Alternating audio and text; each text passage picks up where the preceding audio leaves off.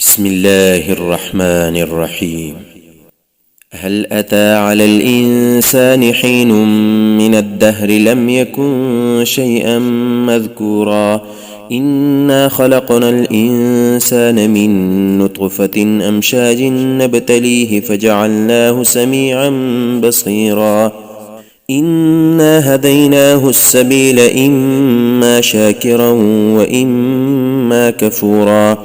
إنا أعتدنا للكافرين سلاسل وأغلالا وسعيرا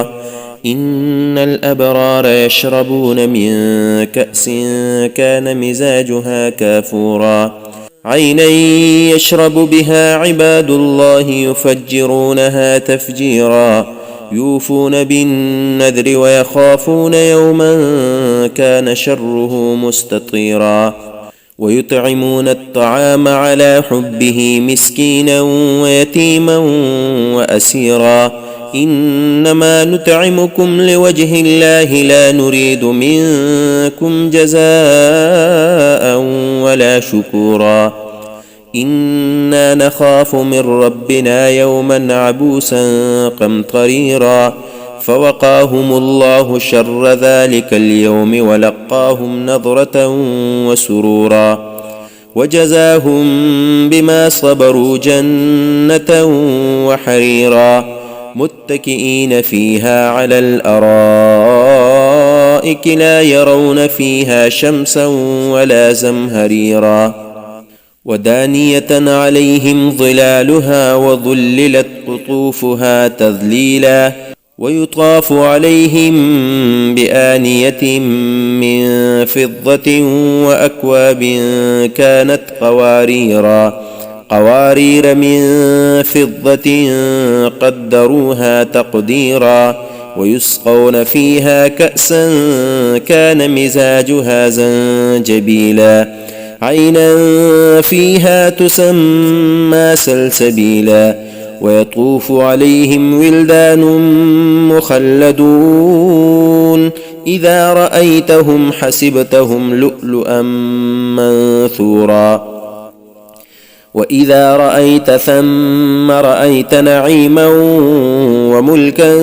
كبيرا عاليهم ثياب سندس خضر واستبرق وحلوا أساور من فضة وسقاهم ربهم شرابا طهورا إن هذا كان لكم جزاء وكان سعيكم مشكورا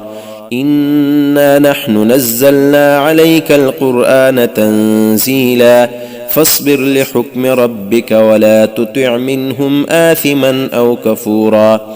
واذكر اسم ربك بكرة وأصيلا ومن الليل فاسجد له وسبحه ليلا طويلا إن هؤلاء يحبون العاجلة ويذرون وراءهم يوما ثقيلا نحن خلقناهم وشددنا أسرهم وإذا شئنا بدلنا أمثالهم تبديلا إن هذه تذكرة فمن شاء اتخذ إلى ربه سبيلا وما تشاءون إلا أن يشاء الله إن الله كان عليما حكيما يدخل من